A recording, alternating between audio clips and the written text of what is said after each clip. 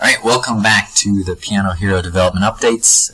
So I wanted to share with you the latest progress, and of course with a joyful medley in the background.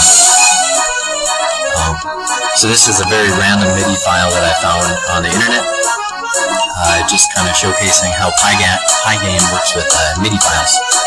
And there is a reason to this madness, but the obnoxiousness will just continue in a moment. And let's just load up our PyanoH3ro again.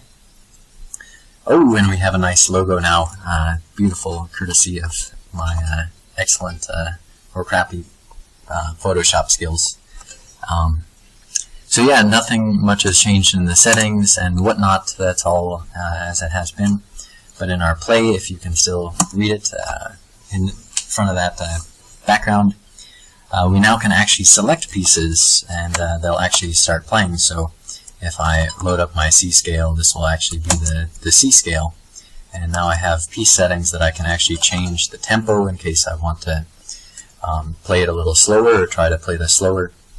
The difficulty and player tracks just have to do with how you write in the MIDI files and which tracks on the MIDI file the player gets to play. Currently not a whole lot of that is implemented, except for the fact that whatever the player track is what you get to play. The difficulty is just essentially you can change, have a couple different MIDI files that are about the same piece, that are either the C scale or whatever your piece is going to be, but increasing in difficulty so your player can start to learn the piece kind of from scratch. So for example, this C scale, kind of not too much has changed in the backdrop and everything, but a lot of things behind the scenes are starting to get worked out. So if now I don't have to press spacebar, I can just start playing, and apparently that C was down there actually. So I didn't change the tempo to be modified or anything on that previous slide, but I can also do that to make things a little better, or more challenging or less challenging, depending on how the case may be.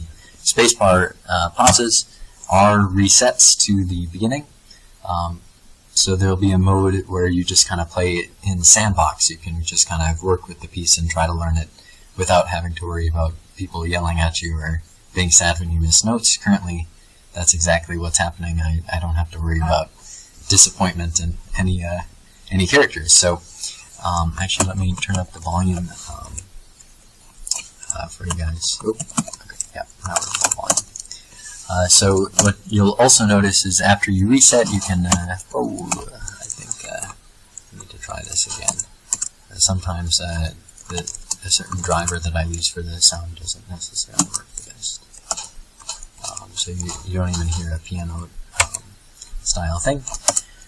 That's something in the config file, so I can try changing it. Also is, I'm using Linux here, but if I use Jack, I actually think I should get some better volume, but better just quality MIDI and everything. But in order to do that, I need to start. Okay. Wow, I think that totally screwed stuff up, so I don't think I can use Jack with this. Anyway, hello.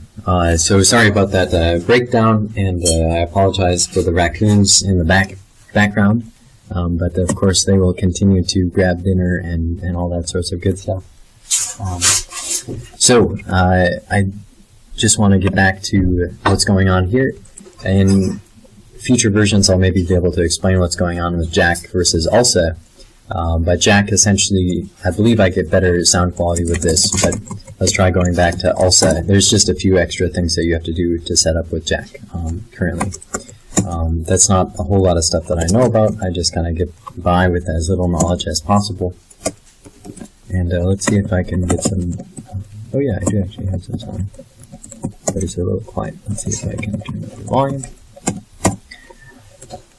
Oh, why is it so crappy when I do that? Okay, let's stop. Is it not working? Alright, we're going to try this one final time. Okay, we have some sound. So back to the PyanoH3ro. Again, the raccoons have done some amazing progress in being able to microwave their food as well. But so this fish poke is the thing that we heard earlier, and I'll give you a horrible demonstration of what you can do. I've not yet mastered this piece by any means, so I'm going to change the tempo percent, so I'm going to play it at 40% tempo and still make tons of horrible errors.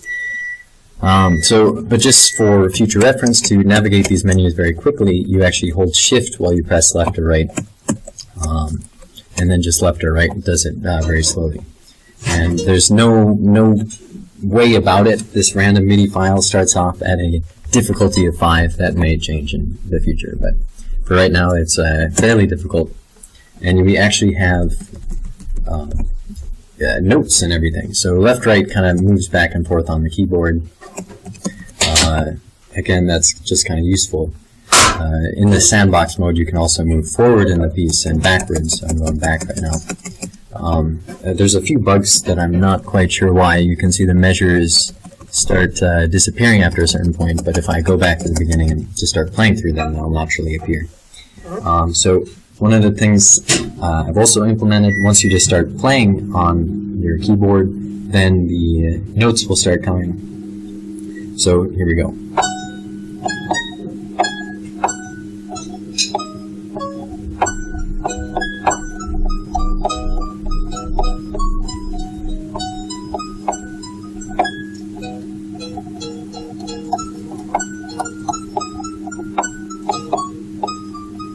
So yes, as you can tell, I haven't quite mastered this I'm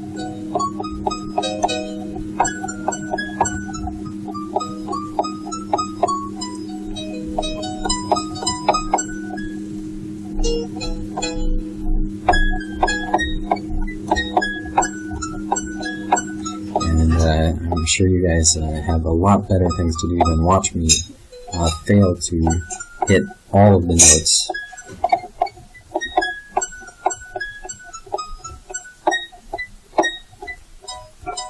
Okay, so that's the gist of it, and so now of course you can back up. Again, the measures aren't appearing for some reason. I'll look into that. And sometimes the notes are a little bit too long. That's something also I can look into. But all the functionality is there. Oh, and one last thing. So the tempo down there in the corner is the bottom left corner is the reduced tempo that I've set it to. And the 4 in the bottom right corner is the number of beats per measure. So in this postmodernistic, apocalyptic world we live in, or at least that MIDI files live in, as far as I can tell, the denominator, so in 4/4 time, the quarter note gets the beat. But in a MIDI file, it doesn't really think of the quarter note based on the denominator. Again, I'm just kind of scraping by with what I know about MIDI files, but the main thing is it just kind of does the beats per minute based on how many beats are in the measure, not what beat gets the value as in classical music. So so far I'm not going to worry about putting in the denominators, because as far as I can tell, MIDI doesn't even care about denominators in the sense that we do. So that's perhaps a little strong for a lot of the very proper people out there, but for now that's how we're going to do it. And yeah, so I think that's pretty much it for this episode. Thanks for tuning in, and catch you soon. Maybe not at all.